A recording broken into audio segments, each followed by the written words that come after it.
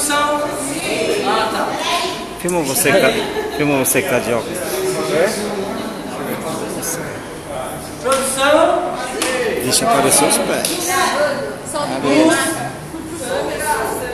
Tá aqui, ó. Base. 1 e 2 e 3. Lateral. Giro. Dama.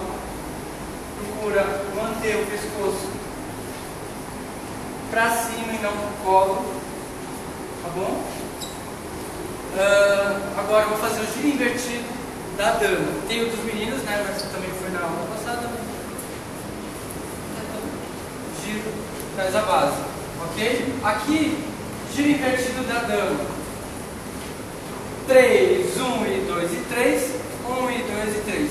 Damas podem ser aqui para deixar maior, lembra, né? Para um negócio grande. 1 e 2 e 3. 1 e 2 e 3. 1 e 2 e 3. Ok? 1 e 2 e 3. Aqui eu tenho giro duplo. Pisa para dentro. Gira, gira. 1, 2, 3, 4. Tá? Isso daqui eu posso fazer também com outro braço, não tem problema. Gira, gira. 1, 2, 3. Tá?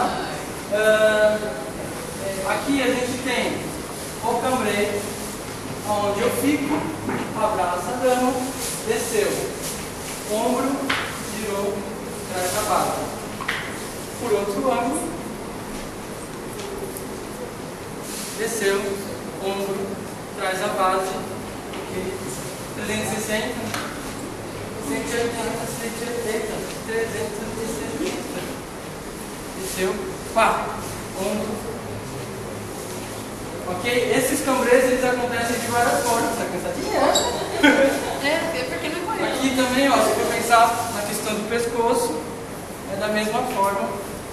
E aí, é isso. Tá bom, gente? Obrigado aí.